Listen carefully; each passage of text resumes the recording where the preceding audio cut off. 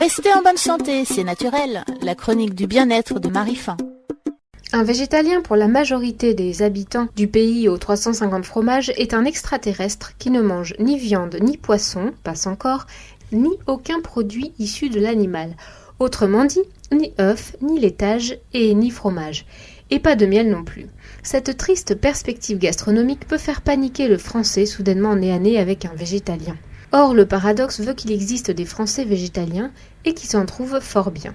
Le végétalien doit donc faire face en société à une incompréhension quasi systématique concernant ses choix alimentaires, jugés souvent trop restrictifs. Il en est presque à devoir se justifier. Mais aussi, il doit rassurer son interlocuteur quant à son état de santé, car un végétalien est, selon l'opinion générale, forcément carencé. Sur ce point, certes, il est peut-être plus menacé d'être carencé, mais s'il est attentif, il peut y échapper facilement grâce à une connaissance basique des teneurs en minéraux et vitamines des aliments. Par exemple, même sans produits laitiers, il est aisé de consommer suffisamment de calcium.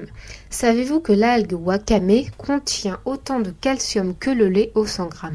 Les amandes, fruits secs, certains légumes comme le brocoli en contiennent beaucoup et permettent rapidement d'atteindre la dose journalière recommandée d'environ 0,8 g.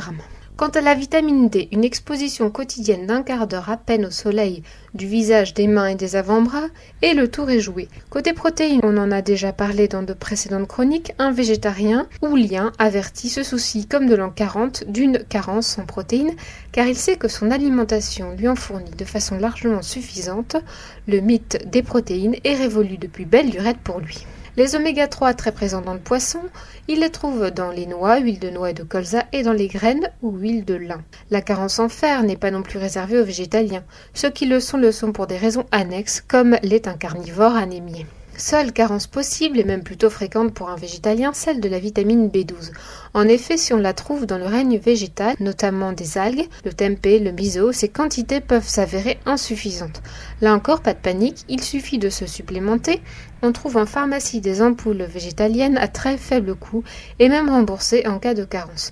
Une ampoule Gerda par exemple, par semaine est suffisante. La principale difficulté d'un végétalien dans sa vraie vie est d'ordre social. Sortir, manger à l'extérieur quand on n'a pas le choix du restaurant équivaut presque à décommander ou à se faire préparer d'avance un repas spécial.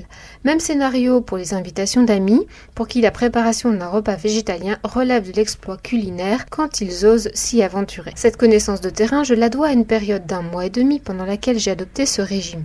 Côté santé, je me suis sentie à l'aise, surtout au niveau digestif, mais il a fallu m'habituer à manger différemment, plus d'oléagineux, de pâtes à tartiner végétales, d'algues, de grains. Ce régime assez marginal dans l'Hexagone demande quelques efforts et une fréquentation des magasins diététiques et biologiques.